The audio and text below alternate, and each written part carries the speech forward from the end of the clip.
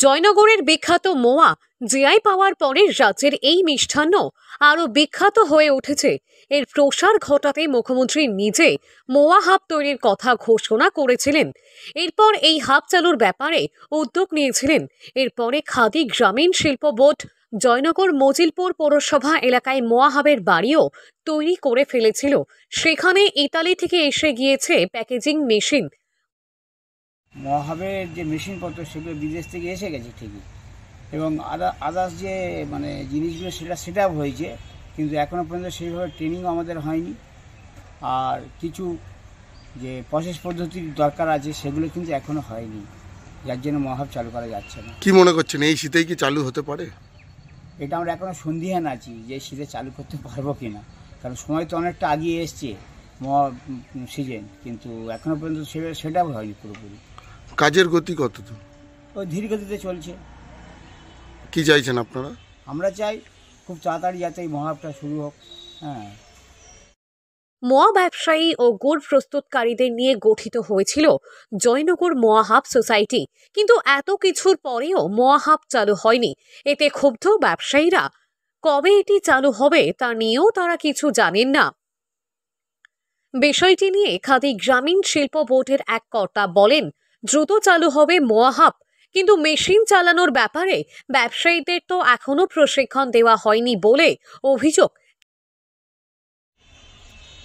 উপকার একটাই হবে, যেটা হচ্ছে যদি প্যাকেজিংটা, কারণ যে ওখানে গুড় খই দিয়ে চিনি দিয়ে যেটা তৈরি হবে যেটা বলছে, আমার মনে হয় না, কারণ আমি গিয়ে দেখেছি হাপে, ওখানে গিয়ে সেরকম সুবিধা হবে বলে মনে হয় না। কারণ একটা ময়ের পাত ঠান্ডা হতে মিনিমাম আধ ঘন্টাতে 45 মিনিট সময় লাগে।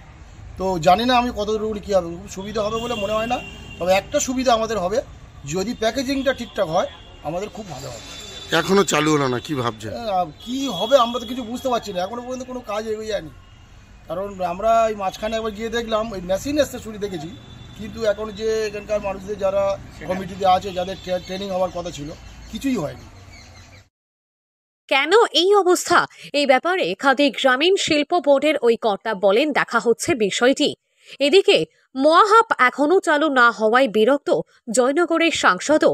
তিনি বলেন, আমি নিজে বারংবার ব্যবসায়ীদের প্রশাসনকে নিয়ে মিটিং করে সোসাইটি করে দিয়েছিলাম, তারপরেও হাব চালু করতে কেন এত সময় লাগছে আমি খোঁজ নিয়ে দেখব।